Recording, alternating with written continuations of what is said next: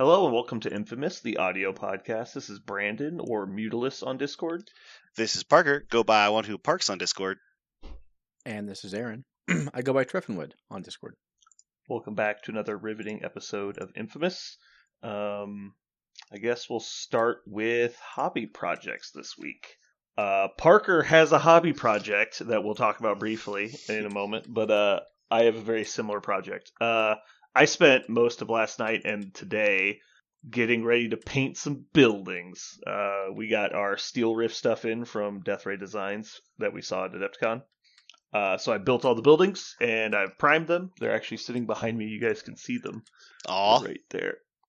So they're all primed, ready to go. And so I'm going to get some airbrush stuff on them probably Friday morning. Actually, no, because we play D&D. I'll do it Saturday. But yeah, I really like the train set they have. It's very cool. I also built all of my robots, and so they're all ready to go, ready to get painted. I'll probably get some paint on them this weekend too. So hopefully next week I'll have robots ready to play. Speaking of robots, I'm going to get some robots too. I got my sweet Titanfall style Steel Rift stuff. I'm really pumped for it. So pumped, in fact, that I came over to the shop yesterday, talked to Brandon about paint schemes. He's going to help me paint them. And I was so excited I left a piece of one of them there because that's how Parker rolls. But once I get them all back, I'm going to assemble them.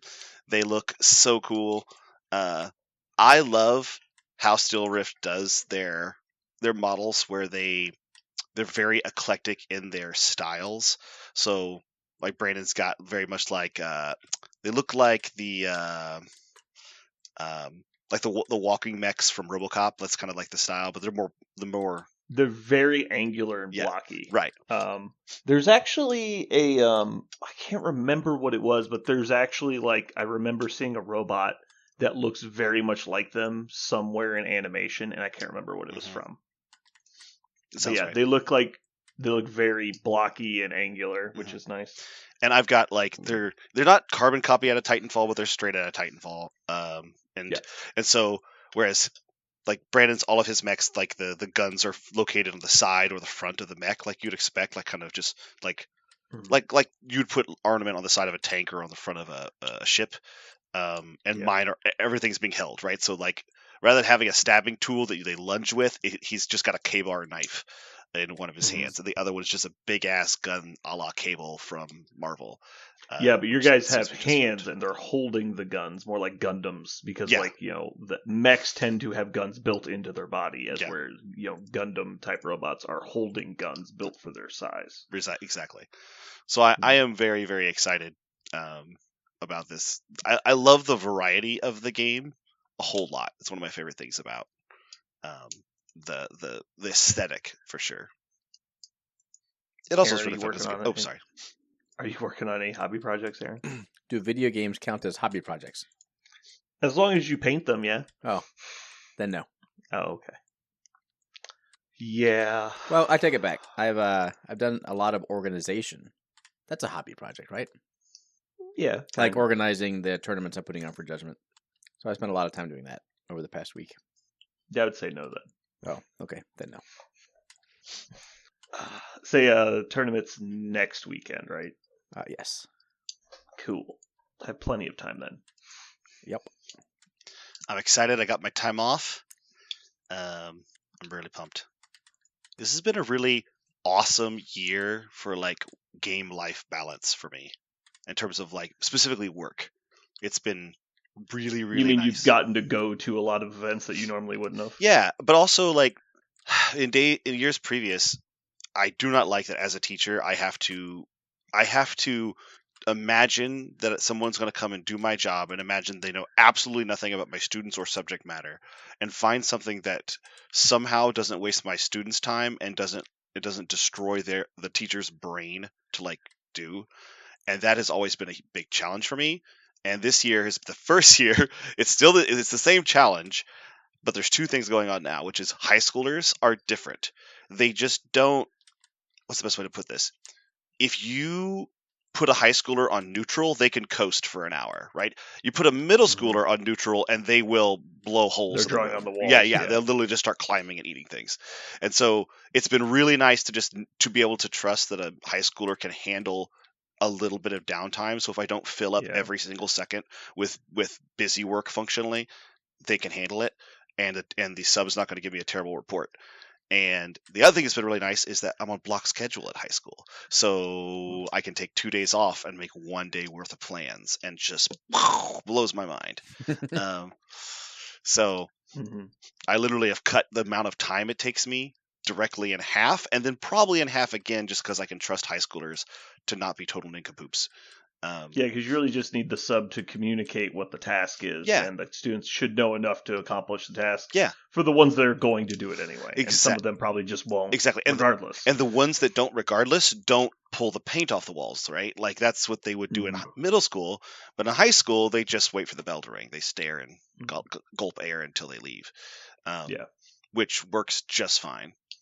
So it's been so much better to leave school this year and to feel like I didn't need. It was literally I shit you not that in order to prepare for Adepticon last year, I probably spent like 10 hours just preparing my classroom for leaving for Adepticon for 3 days. Like that's how long it took me to make sure that everything was strapped down and not going to be literally gone or destroyed, or I'd have, a sub note a mile long. While I've taught middle school, I tried to prepare for my first child. I tried to leave 2 weeks worth of notes and sub plan, and I worked for a month. Every hour I wasn't preparing for my classroom, I was preparing for a sub to do, so I could go be there for the birth of my first child. On the second day, we're in the hospital still. I get a call from my principal, and the sub is totally overwhelmed by my notes, can't understand them, and I have to redo it. Now, when I tell this story to a lot of people say, did you tell your principal to shove it right up their ass because, you're with your first child? And I could totally understand that. But in that moment, I was like, she said that they had brought it to 2 other teachers and they couldn't figure it out. And I know why. It's because I had counted on my students to be able to meet the sub halfway, because I was told, hey, make a sub plan for what the students understand. And I was like, okay, I'll do my very best. And it turns out my very best. But then the kids play dumb as soon as Yeah. And so the kids just did nothing, and the sub was a nincompoop. He wasn't, a couple apples short of the cart, is what I was told. And I needed to give him open page 1, read 1, do problems 1 through 10, open page 2. Like that's what he needed. From what I understand of subs, there's 2 people in the subcategory. One person is using it as a stepping stone into teaching, and the other person is using it as a stepping stone down from teaching. Yeah. And it's like, you don't want the second one. Yeah. Yeah, I have had some subs that are incredibly incompetent, and I've had other subs, like you said, like retired teachers or about to be teachers, and they're super excited and they do a great job. So, my coworker Jenny has been a sub for a while now, and she just got hired on full time by one of the districts she works for. Oh yeah. So yeah, if you're good, they will latch on for sure, because we're desperate for having somebody who doesn't shit the bed.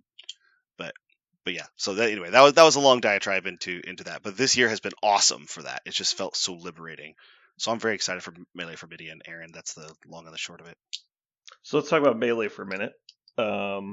Obviously, there's a lot of our listeners that listen to the Infamous podcast that don't listen to the Judgment cast that are very interested in Judgment, right? There's a lot of those people. So obviously, I imagine you have probably talked about Midian on the Judgment cast a couple times. Not extensively, but yes. Oh, okay. Like we reviewed like the format today.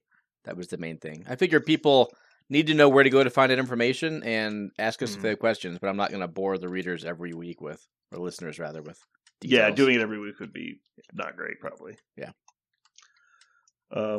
But yeah, just a quick rundown. It is the weekend of the April 26th. Mm-hmm. And in KC, signups are locked at this point? No. Okay. You can show up day up, man. Friday is a team tournament. So that may be a bit hard to get into, although there always could be someone who doesn't show or has a random emergency. Yeah. Starts at noon on Friday. Some people are driving down from Nebraska, and they'll just get in that morning and not have to get a hotel. Cool. That'll go till late, 9-ish or so. Then Saturday is a ranked qualifier for the Invitational in November. If you just want to show up and play Judgment, you are welcome to. Buy tickets day of, that's fine. We've got swag and gifts for everyone. And then Sunday is a pod warband draft format where you go through and you pick ban of all of the available models in a pod of players, and then end up playing with what you are able to draft out of that pod. I might end up only playing on Friday. Okay. I like the team format a lot. I care a lot less about singles, but also that would allow me to record games on Saturday without being fucking frantic all weekend. Whatever you wish to do. I am very excited for this. I think it's going to be a ton of fun.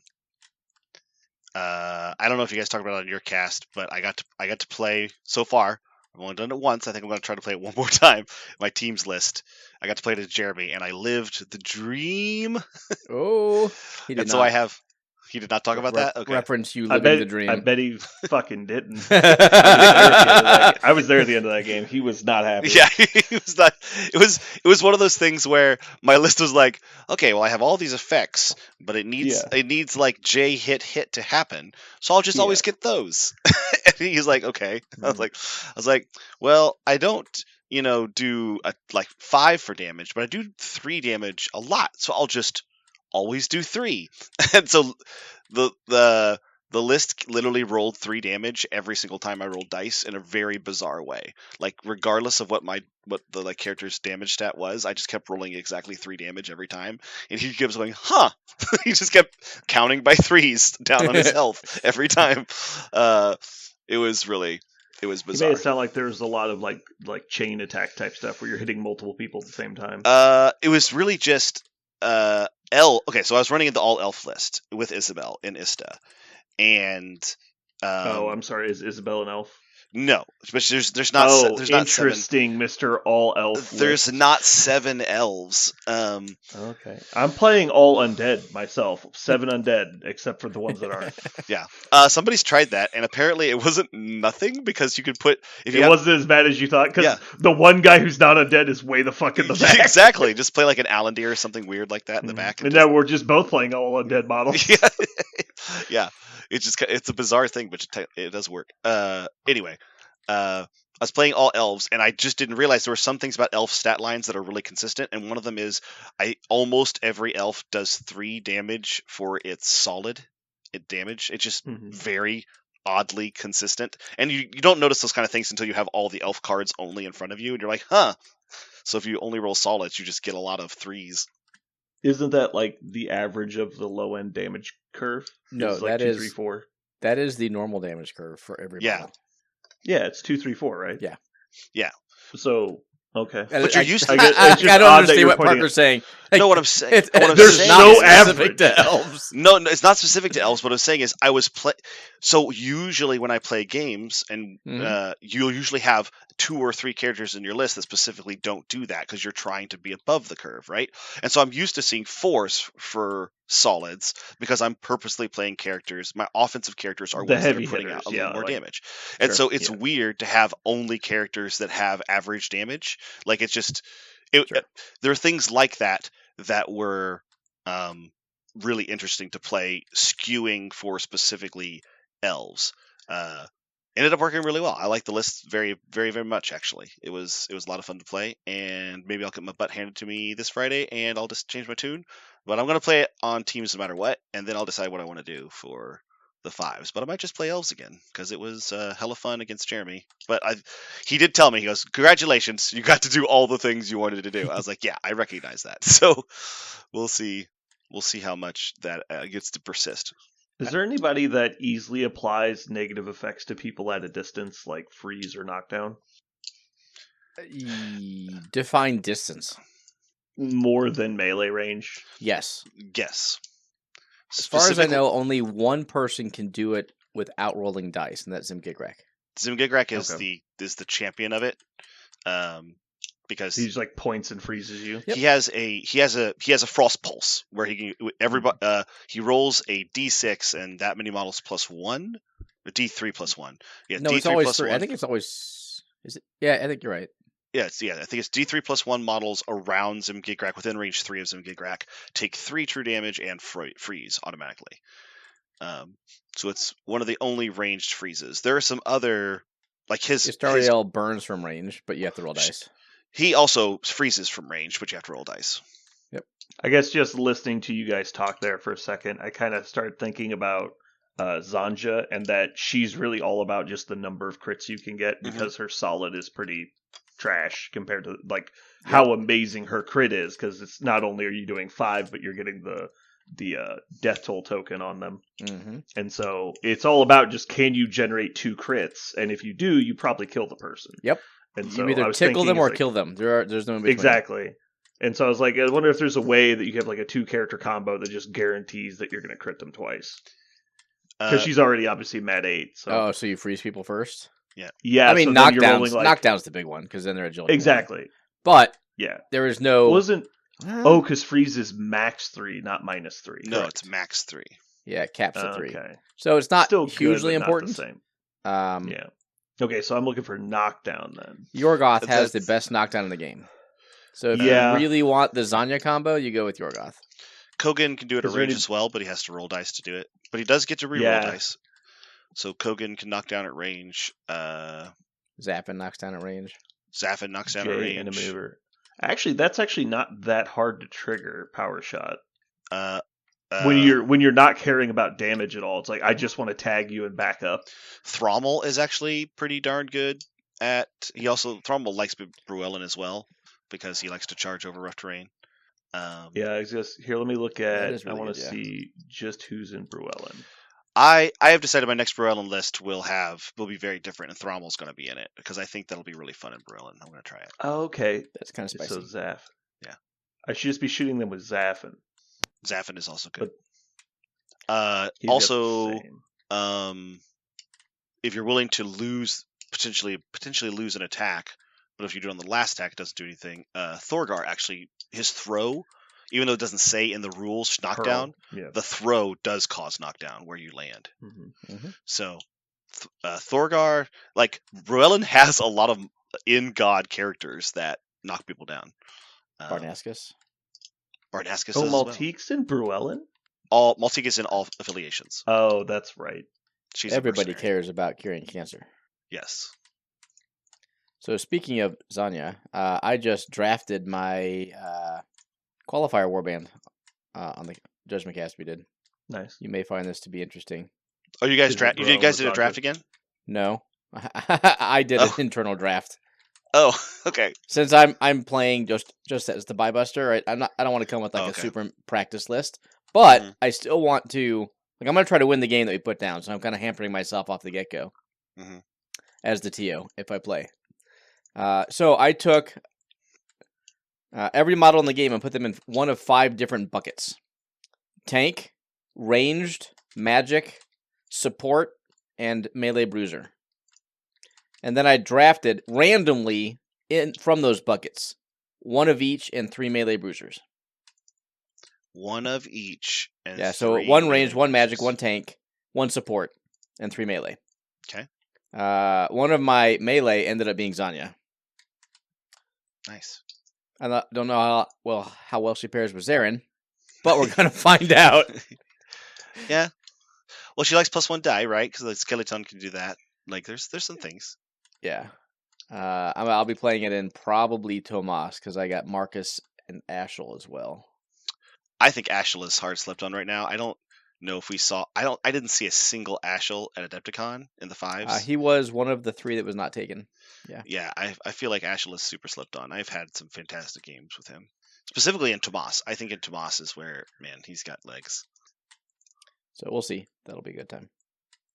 So just looking at Bruellen characters, is there anyone who knocks down easier than Kogan or Zaffin?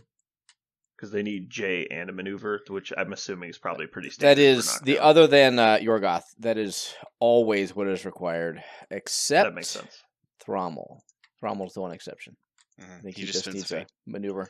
No, the fate is damage. The maneuver's stun and knockdown. Or No, you're right. fate, the fate is the damage. Stun is a the J. knockdown.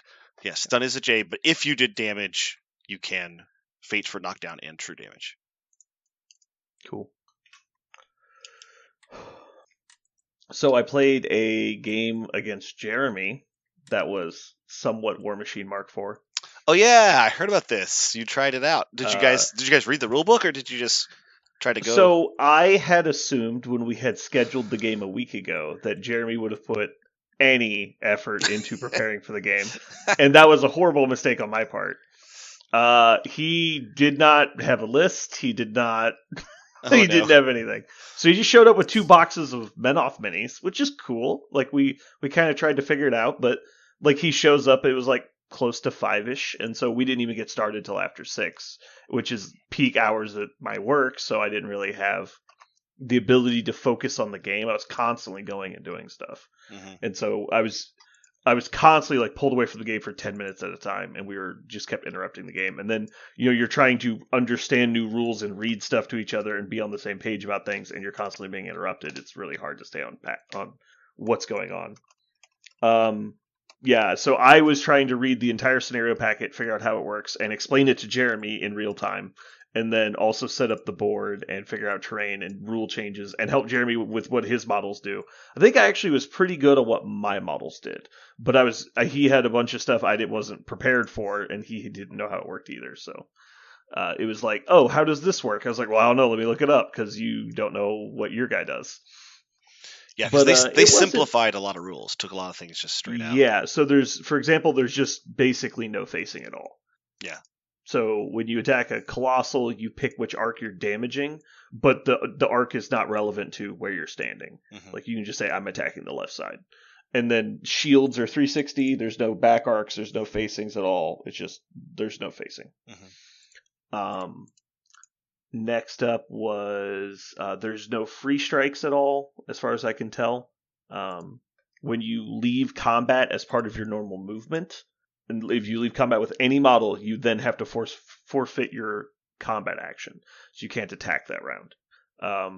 A unit of guys, each individual person that leaves combat does the same thing.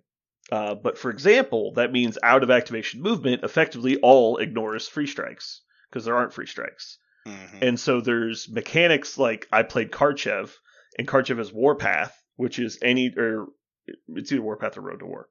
Whenever you kill someone, one of your battle group models gets to move. Right. And it doesn't say another. And so you can charge in, kill somebody with your charge attack, and then just immediately walk forward through their army and attack something else. Mm-hmm. And you're like, oh shit, that's really good. Or you kill somebody with your last attack and use back out of combat. Right. And make space for the next guy. And you're like, oh shit, like that's really strong when there's no free strikes. So that was odd. I still had the muscle memory somehow of how to position against units. And so I was positioning, it's like, okay, well, you've got a 5-man unit of knights that are going to charge me. They're all weapon masters. I don't want to take all those hits, so I'll just position where only 2 of them can charge me. And then, I'll take 2 hits, I'll kill the unit, we'll move on.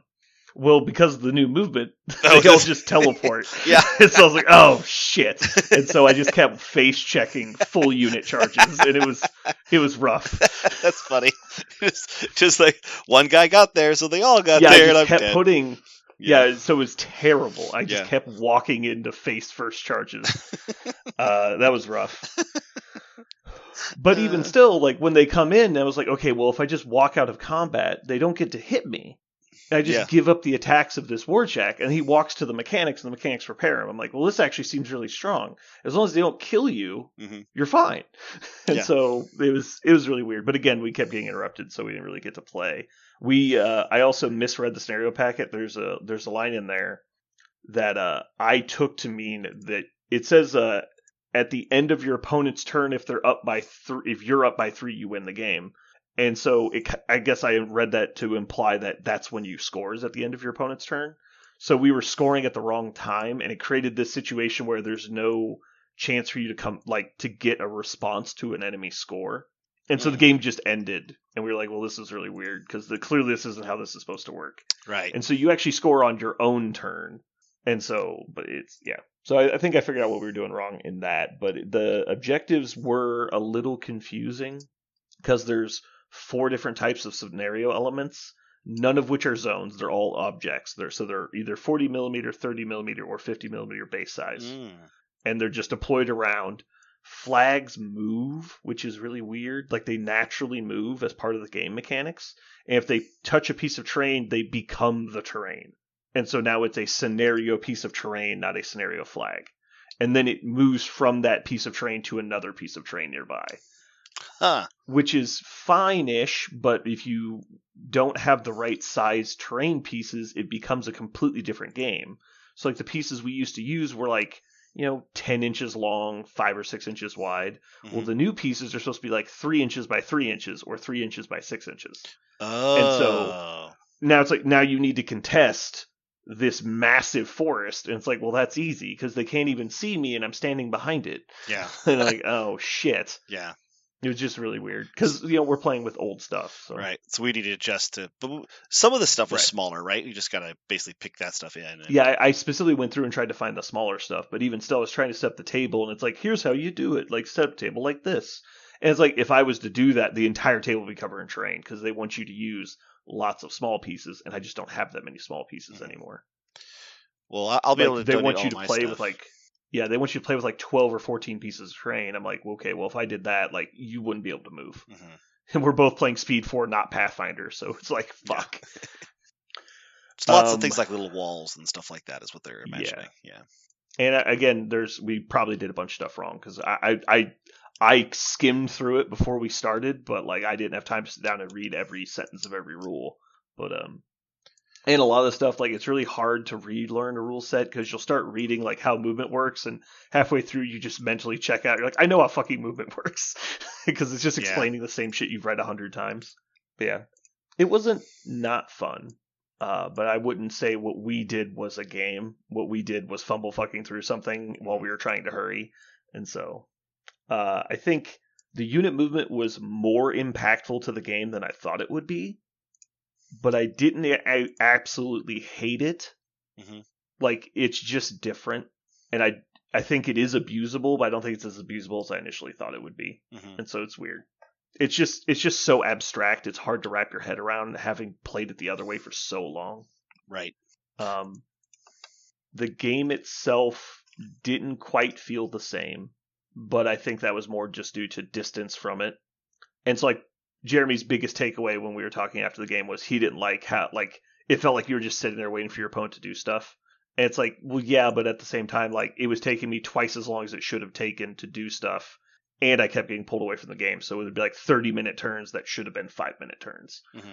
Yeah, he literally waited for you to do stuff, but that's because you actually had to walk away. No, right. It's like I had to go make food for people, take orders, and like I had customers that came in. It was like, can I read the back of all of the commander decks you have in stock? And I was like, yeah, I guess. It's like I'm just staring at Jeremy, and he's like, "I guess you're busy." Like, just watching this guy read. You're just making the Sideshow Bob noise. Yeah, it's like he's just reading the synopsis of Magic decks. I'm like, oh my god, synopses of Magic decks. That's literally it's just a blurb on the back, and I was like, "Here's the next one." Wow, he was really into it. I'm sure there is Magic the Gathering lore, but there is. Well, at least there used to be. Now it's pretty fun. I was gonna say, could it be now because they're releasing 4? Are they releasing 4 sets this month? Like, isn't that how they're doing it? It's not this month, but it's soon. Yeah. I don't know how much I want to rag on it. We don't have to rag on it. It's just they're making a lot of sets. I found it completely ridiculous the way that it's just the typical large corporation trying to take your money and make it sound good. Mm-hmm. And so they're releasing 4 sets over the course of 5 months. So from April to September, they're releasing 5 sets. 4 sets. I keep saying 5. 4 sets. And so Tarkir Dragonstorm just came out. Next up is Final Fantasy. Then after that, there's End of Eternities. And after that, there's Spider-Man. So the 2 alternate IPs are Universes Beyond, which are like, IP sharing. Right. But normally those sets go direct to Modern. They bypass Standard because obviously, right? Mm-hmm. It's like, why are you releasing these weird sets into Standard? And so they released an article. It's like, hey, you might be thinking this is way too many direct modern sets. And you would be right. That's why we're going to no longer restrict Universes Beyond from standard. Womp And so womp. they're now standard sets, yeah. And so there's going to be, just in a 5-month period, there's going to be 4 new standard sets, which is silly. Cuckoo There's pants. already a Magic set before this that was out this year, and then there will be another Magic set after September that is also in standard. So there's going to be 6 standard sets in a year. Sounds fine to me. Sounds great. Yeah, you have yet to make me worried. Mm-hmm. Actually, not worried. I'm not concerned at all because I don't play this shit. But like, I'm mostly just fascinated. This is another one of those things like GW. I'm not running a rag on GW, but when these companies that have this insane market share and these diehard fans, when they do anything dubious, it doesn't seem to affect them, and it really blows my mind. But that's all I'll say about it. Once you reach that kind of market share, I'm just assuming they're just hoping a percent, because they don't expect people to buy everything, right? Right. They expect people to buy enough stuff, especially for Games Workshop. I think that's actually something they do really well, is they make a product for every one of their fans. Okay, sure. And so if you like GW, you'll find something they make that you like. Mm-hmm. And so that's actually something they do really well. Right. Now, I'm not happy with their pricing structure, and I'm not happy with what they've done to their lore lately, but that's an opinion I have. Mm-hmm. Like, that's not necessarily objectively wrong. Like, Right. they are providing a service, and people seem to like it. So, Mm-hmm. But yeah, I think that is something they do really well. They have great customer service, and they're really good about diversifying their portfolio of products. Yeah. As we're Magic, like, this is clearly just money grabbing, right? Mm-hmm. Because the whole point of a booster set is to force you to buy stuff. Right. And by making it standard legal, they're trying to force even more people to buy it. Yerp. When GW releases Slanesh, I don't have to go buy that, and I can still play their game just fine. That's true. So it's very different. I do appreciate that. You're correct. Mm-hmm. And it's not to say that I do not think that they just sit there all day long imagining ways to take advantage of their players and hate their own game. I think Privateer Press did that.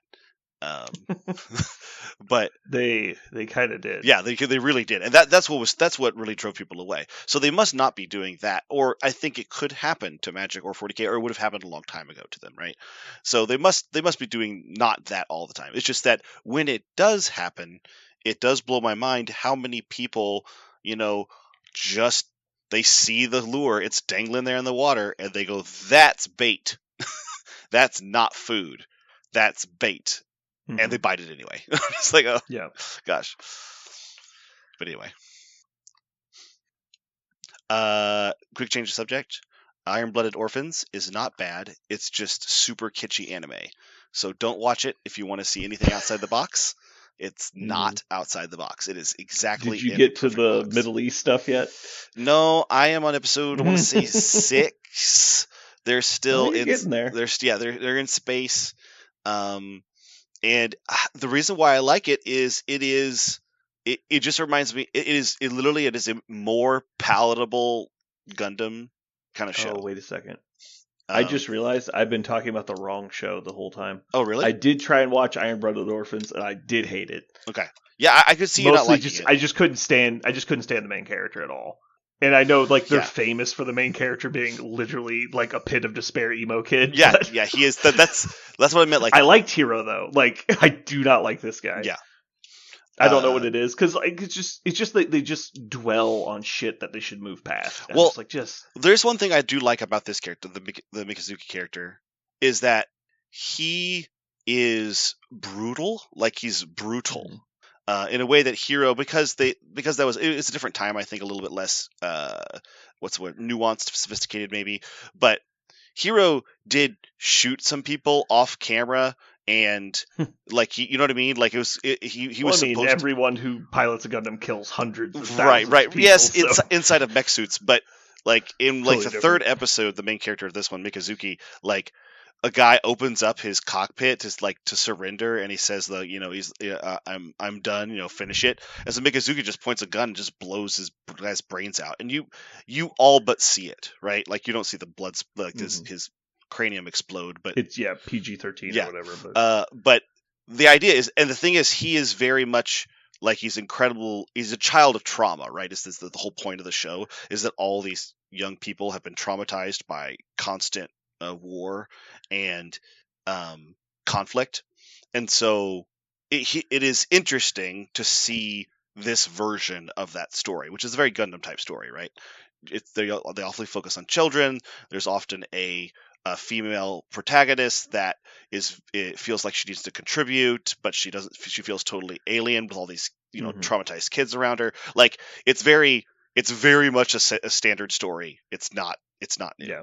But the one I liked it so watched far. more of was Double O, and that's the one I stopped watching. Okay. Because it just got it. I actually liked a lot of what was happening, but like they just focused way too much on like the really shittily written political aspect of the show. Mhm. It's like I understand you want it to feel important because it's like the impact it's having on the planet, but this is not well written at all, and it was just really hard to watch. After watching this one, I purposely wanted to watch a new anime that I hadn't seen before because I just felt like it. But after watching this one, I think I'm going to go watch the Black 08th Clover? no the 08th MS Team, the Gundam series, because that's in my opinion, the only like AAA great like star heart Gundam series. But I haven't seen it for maybe I want to say 8 years, 10 years maybe.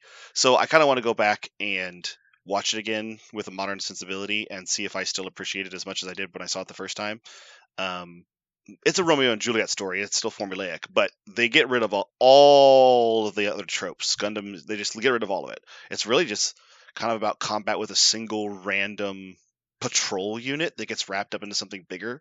But I really liked how the majority of the show was just regular kind of line troops dealing with soldierly issues.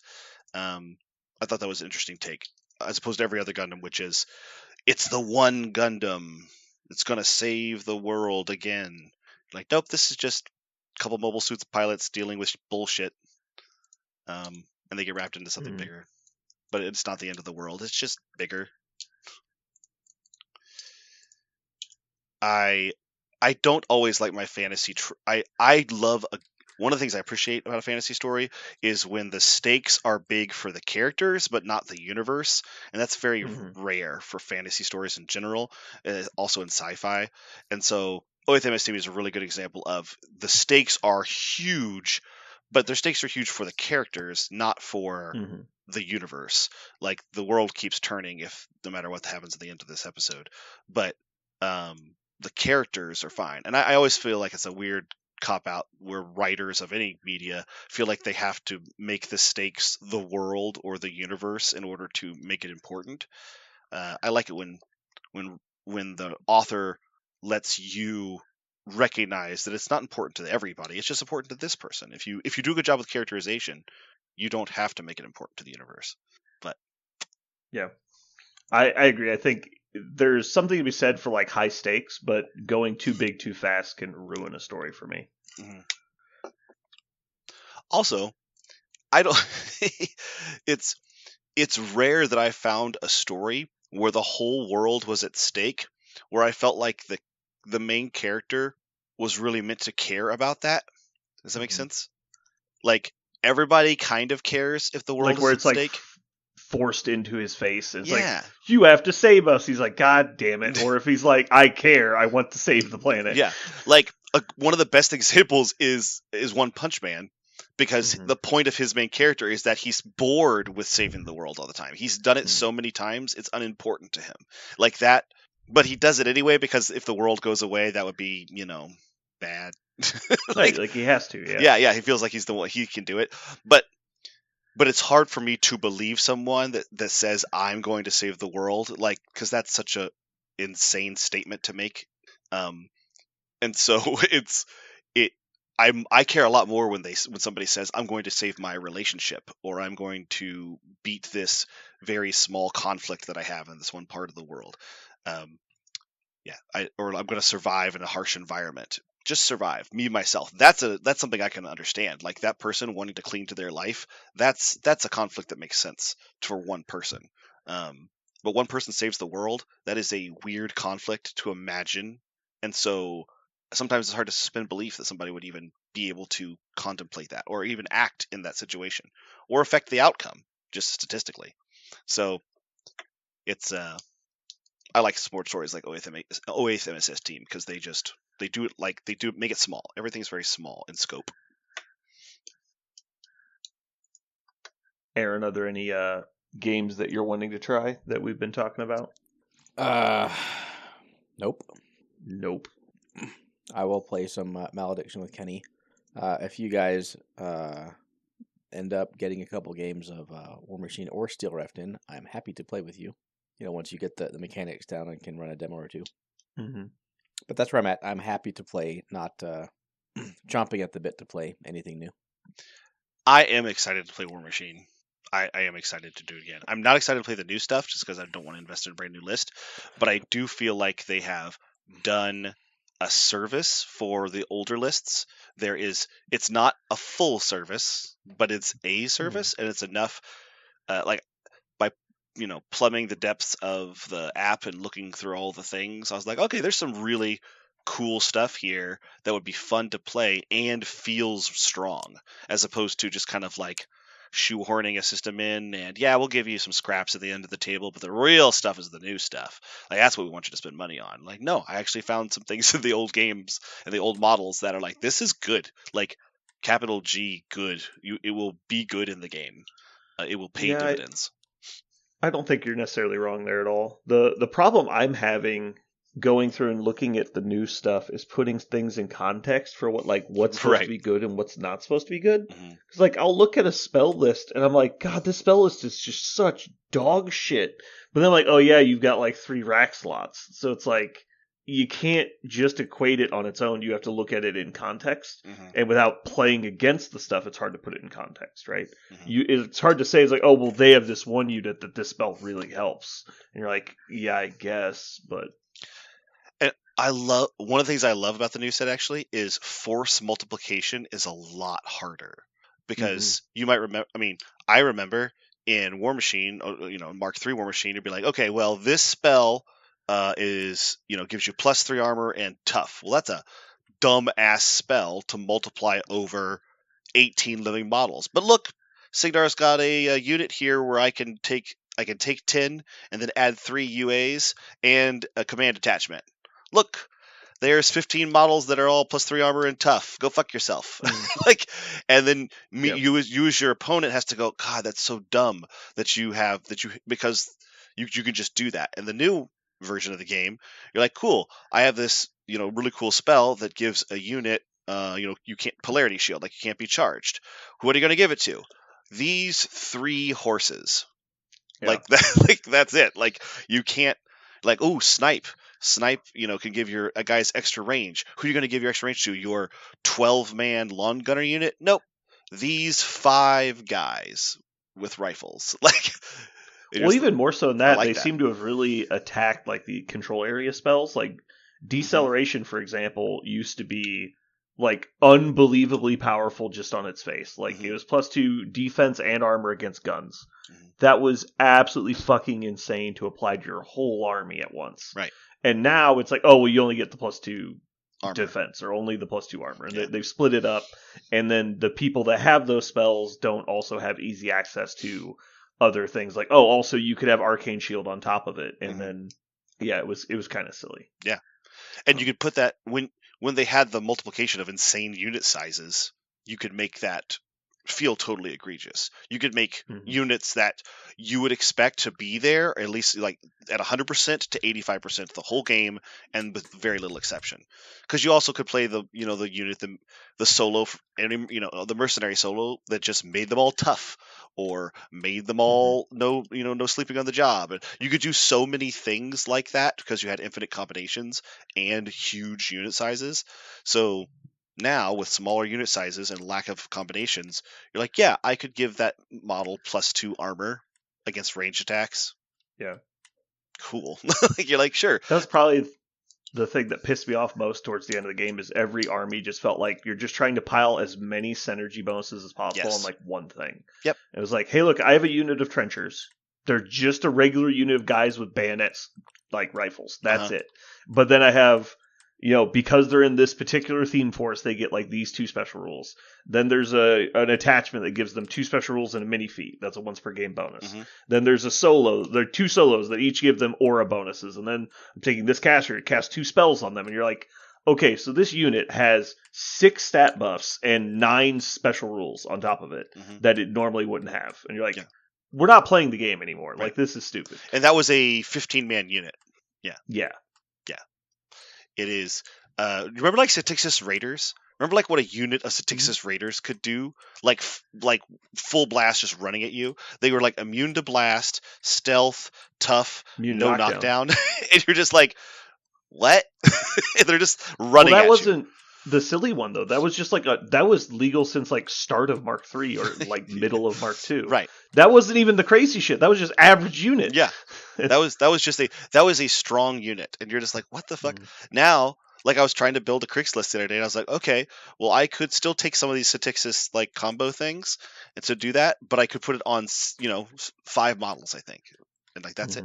Like cool, I could stack those effects on these 5 guys, but those 5 guys are not stronger than the original Statixis Raiders. They're the same guys, but I just can't.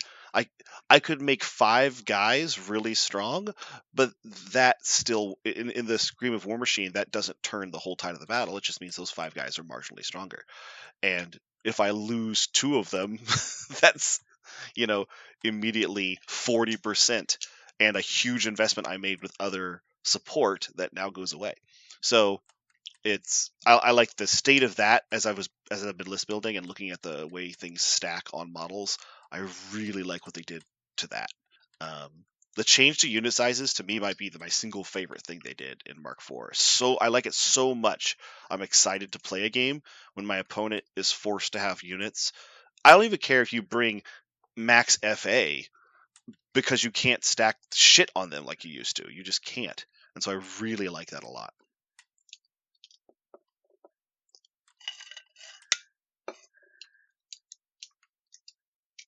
Okay. I'm going to throw something by you guys. I want to know if you guys think I'm insane. So I had a Mojo World idea for this week, and I'm worried we're getting a little too far away from like media, but we've done so many different categories. It's hard to come up with the same ones. What about vegetables? I know it sounds dumb.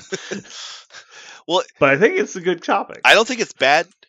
But the word vegetables implies lame, right? Like a vegetable is considered lame. But that's a cultural thing. Believe me, nobody knows that more than me. Yeah. That's a cultural thing, not like legitimate thing. I think vegetables would be fine. So now you're going to have issues with 12-year-old me. No, what I thought vegetables are or were versus what they fucking are now. What do you mean? Is a potato a vegetable? Oh, no. We're going to go by actual definition. Yeah. I don't fucking know anymore. Cannot pick tomato. It's not legal. Okay, now, here's the thing. See? Here's the thing.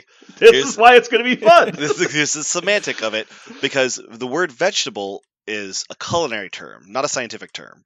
There is no scientific term, like biological classification of the tomato as a vegetable. The vegetable is a culinary term, which means just produce at large, right? So things made by plants-ish is this, like, it's a very gray area. So like people who... So is a vegetable just things that aren't fruits? No, that's the thing is... Okay. Like, according to culinary art, like a lot of culinary artists or like culinary definitions of tomatoes, they're a vegetable because you found them in the vegetable aisle. They're cooked with like vegetables, not like fruits, because they have a lot of acidic, harsh flavors, and it's not because it's more about what it does to the palate and less what it does, less where it comes from, if it has seeds or not. So that elementary school thing we love to do, we're like, tomato is actually a fruit. Yeah, and potatoes, it is a fruit, but it's also a potatoes are roots, and lettuce are leaves, and fucking broccoli is flowers. So how do you actually classify these things? You should have different categories for each.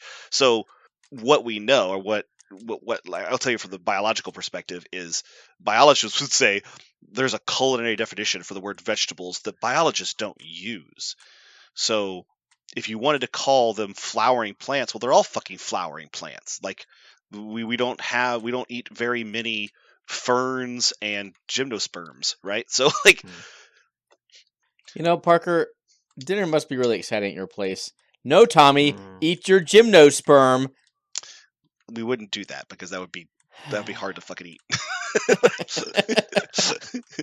But it is true. I had my daughter at the dinner table the other day be like, tomatoes a fruit and it can't be a vegetable. And I said exactly this. I said, vegetable is a culinary definition. All the things you are eating are fruiting plants. It's just you're just eating different parts of them, and we just happen to call fruit, when you think of the word fruit in culinary terms, we think about ones with high, easy to digest sugars like fructose and galactose and glucose, because those ones are sweet to our tongue. But the word fruit scientifically applies to all fruiting plants, which is all the fucking plants we eat. So that's why scientific definitions and culinary definitions, when they get mixed, they create disjunctive I know you've been conversations. rambling for like 12 minutes on this, but according to the internet here, botanically, a fruit is the seed-bearing structure of a flowering plant, while the vegetable is any other edible part. And so, botanically speaking, fruits cannot be vegetables. But you are correct. Culinarily speaking, it's basically any edible part of a plant. So we're going to go with the botanical definition. Okay. I still don't know if a potato is a fruit or a vegetable. Or a starch. It's- Or meat. There's no It's seeds in probably it. meat right now. Is It's a not meat. potato not a seed? Like the whole potato? No, because that's what I said. Botanically, He's going to use the botanical definition. Yeah, a fruit is a seed-bearing structure of a flowering plant, where a vegetable is any other edible. Sure, I'm saying I don't think people consider a potato to be a fruit or a vegetable. They usually Why? use the word It's root vegetable, right? It's the root vegetable. Potato's a vegetable. Yeah. Okay, good. I choose potato. There's no seeds in it, and it's part of an edible plant. I That's like a Aaron goes, vegetable. I declare potato. And he just sticks the okay. flag in it. God damn it! I'm regretting everything about my decision already. Because you guys, Oh, I think you this is guys the have best- talked for 8 minutes about things that are literally irrelevant. I'm sorry, you engaged the science teacher about a scientific question? Yeah. What Yeah. the I flying didn't. fuck did you expect? I didn't. Okay. That was all you, buddy. Okay, I'm going to go with I'm going to go with the botanical definition of vegetables, and we're going to go with that. Let's do it. Aaron, I want to say props to you for stealing Pib Extra from me last week. I left it open. I shouldn't have, but you jumped on top of it. Good Oh, it should have execution. been. It should have been before Dr. Pepper. Exactly. You should have picked it first. You left the door open, then I left it right open back to you. Yep. Yeah. Conveniently, we're drafting in the exact same order as last week. Take that for what you will. Definitely doesn't mean anything specific.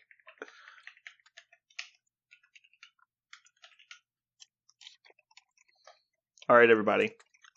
This week on Mojo World, we're doing vegetables, as you probably guessed. We're using the botanical definition of vegetables. So before you start screaming at us over what's a vegetable, it's that. Because I'm probably going to cut everything Parker just said, honestly. Oh, you're welcome to, but the truth will get out. It won't. People have to look for it to get out. Nobody's looking for that. Okay. All right, Parker. Guess what? I can go first? You get to go first this week. Oh, hot damn. Okay. So I'm so glad I get to pick this one first. I love this topic. The reason I love this topic is I am a huge vegetable guy. This is going to be really... I'm an awesome list. But the one... If you don't pick celery, I'll be disappointed. I love this is my first choice. I have to have it because I eat it so much, and that's sweet corn. Corn's not a vegetable. It's a fruit. Is... All corn is fruit. Corn is seeds. You're right. God fucking fuck. I know I'm right. We literally just talked about this for 8 minutes. I know. All right, well, that's one. Aaron, count them. That's one. Shot down. Boom. I've already had to cross out 3 other ones from my list because I realized afterwards they have seeds in them. I also tried to write corn. I went, wait a second. It's got little beads on it. Okay. So I'm going to go with my next favorite, which is sweet potatoes. I love sweet potatoes. God damn it. All right, Aaron, you're up. Regular potatoes. Yeah, I Sliced and deposited in a vat of oil. Regular? What's a regular potato? A potato. Like a russet potato? Yes. Okay. I mean, I assume we're not going through the 18,000 different varieties of potatoes. We're pushing other it, than just allowing quote unquote regular also and that- sweet. Yeah, we're already pushing it, allowing sweet potatoes as a separate category. Brown potatoes. What? No, I'm just saying. There's like What did you have 4 different kinds of potatoes as your list? I might. Okay, well, we're done doing potatoes, and yes, you guys, again, because I keep winning every week, are hugely advantaged. I think if I just picked all the different kinds of potatoes, I think I win. I think I'm going to get everybody's votes eventually. Yeah, except that you wouldn't actually be on the list because you'd be disqualified. No, these are all distinct vegetables. I'm pretty sure. Uh-huh. They have different All right, codes at the grocery store and everything. Yeah, I bet they fucking do. We're gonna go with broccoli Disgusting. and green onions. I think a lot of people like broccoli is the most famously hated, except for maybe Brussels sprouts, right? Of like kids hate this vegetable, but honestly, as an adult, like, and not raw broccoli, like raw broccoli's whatever, but like well cooked and seasoned broccoli is legitimately very good. I don't know why people hate Brussels sprouts. There's nothing wrong with Brussels sprouts. I've never eaten one. I never will. Fuck you. Okay. Aaron, you're up. All All the low hanging fruit is gone. Womp womp. Get it? Yeah, No, I don't get it. Explain it to me again, Parker. I will. Teach I it will. to me, actually. Nope. Hmm. I'm not teaching anymore today. Okay. I'm kidding. I won't be able to stop myself. Asparagus. That's one I've never really had. Ooh, you should change that because it's really good. Yeah, as an adult, I probably should have done something about that by now. Cottage cheese is still next up on my list of foods to try, and I keep forgetting to buy it when I go to the grocery store. You should buy asparagus before you buy cottage cheese. I like cheese, though. My comment remains. I like more things named cheese than things named Gus, so I'm just going to say. All right, Parker, final 2 picks. And if you say anything about potatoes, I will kill you. I want mung bean sprouts. Bean sprouts. No, mung bean sprouts. I'm going to write bean sprouts. Hey, you put smørbrød. I could have No, mung's bean I put sprouts. grilled cheese in buttered bread. I don't know what the fuck you're talking about. Smørbrød. Just because you made it in Norway If doesn't make I it not say the buttered word bread. mung, Spotify will recognize mung and for put you. mung. That info will get out there if people care. A mung What's the bean difference? A mung bean sprout is the kind of bean sprout they put on Thai food. It's that long white tubular one. It's just The ones with no flavor or texture? I love them. Yes. Mung bean sprouts. I'm putting bean sprouts. Okay. I'm giving you all bean sprouts. You should be happy. Cool. You're getting even more. Yeah, just so like Aaron got all potatoes. I'm going to, for my third one, I will choose, it's really close, but I'm going to go with collard greens. I like collard greens. All right, Aaron. Final pick. We're gonna have to go edamame. That's a fruit. It's not. It is It's the a- fruit. It's a legume. How do you spell it? Edamame. Holy shit. It's botanically, It's a bean pod? it's a bean Mhm. pod. That's How the- is it not seeds, though? Do they not grow out of the beans? I don't know the reproductive cycle of a soybean. I just know Edamame, Google said it edamame is botanically a fruit. This What? is Yeah. this is one kind of like corn. People consider corn a vegetable, but it's botanically a fruit. No, yeah, it's a fruit. What 'Cause I it's looked the- at it's said the it was thing- botanically a vegetable. Where? Oh, hold on. Show your reference of bad stuff. I'm sure. There's literally no way it's not a fruit, right? It is the part that it's the part that turns into another soy. Yeah, soybean so plant. the issue is you need to search, is edamame a fruit? And then it will confirm, yes, it is. Botanically a fruit. Because if you search, is it a vegetable? Technically, yes, it's a vegetable by a different definition of vegetable. Yeah. Yeah, it's the beans are the seeds of the plant. Mhm. and it is literally a case of the seeds. Are Yep. soybeans a fruit? No, soybeans are not considered a fruit, despite being the seeds of a plant. They are botanically classified as a legume and are part of the pea family, making them vegetables. Mm-hmm. I have a reference right here that says, no, it is a fruit. It So is a legume, specifically a soybean, commonly considered a vegetable, although it is a fruit due to the fact that it contains seeds. Well, our dueling AI chat boxes need to go find a room somewhere. It contains seeds. It is a fruit. That's the definition of a fruit. I mean, I'm not arguing with that, but Mm. we'll take If I had- backup. Go ahead. Yeah, go ahead. No, you're good. You're taking the I'll backup. just Go for it. do a backup. Under duress, I'll take carrots. Oh, well, it's on my list. I should have taken carrots probably over broccoli, but All carrots. Interesting. All carrots. yeah. Do you I know like how why? It says I'm all sure. like it's a big deal. Like all carrots, I'm sure. all soybeans, huh? Like I'm sure Parker knows why carrots are orange. Mhm. Do you, Brandon, know why carrots are orange? is it due to pigment? It is. It is. Nice. It is not a naturally occurring pigment. Mm-hmm. Do you know what color carrots actually are? No. Purple. Yeah, the original ones are purple. Oh, I see. So the genius that we have now is orange, but originally they were purple.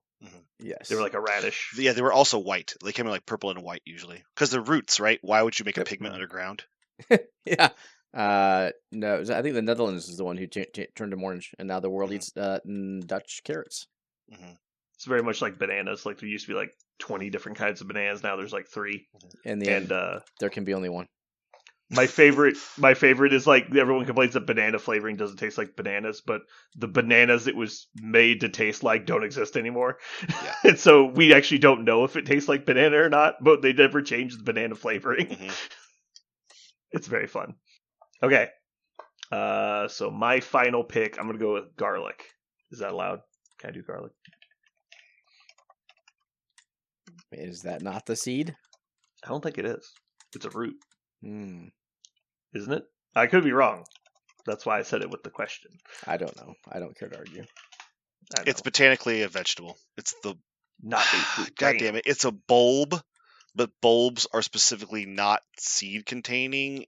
God damn it! I hate this. Oh, it is an underground stem bulb similar to onions. Yeah. See? Not a fruit. Bam! The problem is plant bulbs can produce seeds, but they don't have to. So it's like I've never had a seed in my garlic. Just saying. I know, like it's fucking weird. It's like broccoli, because broccoli is a flower, which will eventually turn into the broccoli fruit, right? But you can't. But you're just eating it before it becomes a fruit. It's fucking dumbass shit. As much as I know about it, it gets so fucking annoying how So the fun part is How- my backup was bell peppers, which I'm immediately realizing is our a fruit. Okay. Yeah, botanically. Oh boy. I didn't even I realize love this. Yeah. I love. We're gonna get so much engagement this week. My- We're gonna be so bad. my favorite. One of my favorites is actually artichoke, and I was like, "Fuck, is artichoke a fruit?" I had to look it up, and it fucking is. I was like, "God damn it!" Like, how did? This is great. This is exactly what I wanted. Is people arguing over what's a vegetable? Yeah. Cucumbers are one of my favorite things to eat. Also a fruit. Like, they're a melon. Like, they're just a stone's throw away from a honeydew. Okay, how about this? Is a seedless watermelon a fruit? No, it's an abomination. Is what it is. An abomination. It's a vegetable. It's a no. Just saying it's a vegetable. It Yeah, is a dude. vegetable. It's the eunuch of the vegetable fruit. Yeah, exactly. Yeah, it's the eunuch. We Poor thing. The story of the gilded seedless watermelon is it. one of my A gilded saddest watermelon things. is a fruit. It's just like Oh, when we play God like that, it just feels so mean. yeah. Just like that plant grew up and like, look, I made this fruit for my babies. You're like, no, You mean vegetable? you made a giant sack full of sugar water for us to eat. Joke's Hell on yeah, you. we did. I mean, think about it. It makes way more sense than like making Kool-Aid, right? Like it just grows out of the ground as like a container of Kool-Aid, and you just like cut the dough, you just pour it out. It's like natural Kool-Aid. Yeah. It's actually genius when you think about it. Oh, from our perspective, yeah. Yeah. if plants had feelings, man, that would be one of the things they put on their signs. There's They would definitely not protest a the weird shit out of ghost that. dad in the sky complaining and shaking his head constantly. Like, what are they doing now? Yeah. All right, so this is an attempt for me to get back at an undisclosed person that I played a game of War Machine with this week that showed up without an army list or dice or having read the rules Or the dice. or the stereo packet or tokens or cards or a ruler or a tape measure or literally damn. anything. So this is my attempt to get back at him. I didn't say who it was. How did the hamburger introduce his girlfriend? How? Meat Patty. Okay, so I'm messaging that to Jeremy right now. I'm not laughing at that. I'm laughing at the fact that he showed up to play a game of War Machine with just a bucket of models. Just like, this models. works, right? And they were like, the best part is, like, he was like, all right, he had a tablet. He did bring a tablet, so he had his tablet pulled okay, up, so and he he's actually like, had the cards. Okay. Well, he could have done that on his phone, yeah. Yeah. But he had a tablet, which meant he had to always log into it because it kept closing on him. Yeah. But he would open it up. He's like, all right, I'm going to add this guy. And he'd like add a guy, and they'd go to the bucket and go, all right, I have no idea which model that is. I'm like, what do you mean? It's a Templar Warjack. You don't know what that looks like? He's like, no. It's like, well, look at the weapons it has on the card. It's got a chain flail and a shield. He's like, okay, then what does that mean? I'm like, it's probably the one with the fucking shield, dude. Like, what are you talking about? And so we would look together. It's like, it was like the donut lady. It's like, all right, you've got 3 left. And I was like helping him build his list. It was fucking crazy. I was like, are you 6 years old? Like, he's like, I want the knights. Where are the knights? Like, well, did you look at the units available? It's probably the most expensive one. They're heavy cav. Like, what are you talking about?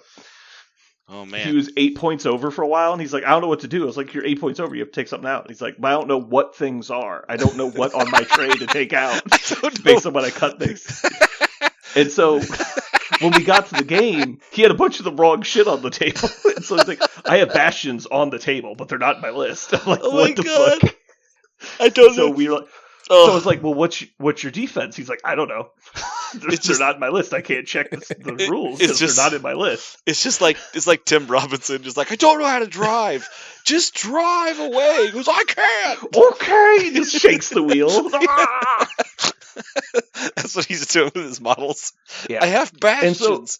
So What does that mean? no, think about this. So you remember they had Blood Bond? They could share damage between them. They Uh-huh. used to have 8 hit points each. Yeah. So theoretically, there's 3 different guys with 8 hit points, and you could transfer damage freely between them. Mhm. But he doesn't have a card for them, so he can't mark damage. And so I was like, I attack this guy. It's like, all right, I'm POW 18, so I rolled a 10. So what's your armor? He's like, I don't know. It's like, will you take a large amount of damage? And he's like, is that enough to kill one of them? I don't know, probably.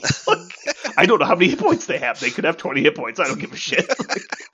And he's like, I'm going to transfer enough of it to somebody else so he lives. I'm like, okay.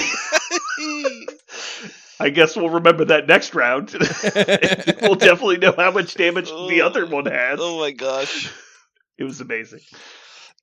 But he doesn't think that he didn't like it that much, I guess. I don't know. It was fun. Okay. All right. We should probably wrap this up. All right. Well, thanks for tuning in, everybody. Hopefully you enjoyed our fruitiness that we had today. Or lack thereof. This has been Brandon. And Parker. And edamame is our fucking vegetable. I don't think that's true. And you've just listened to Seeds.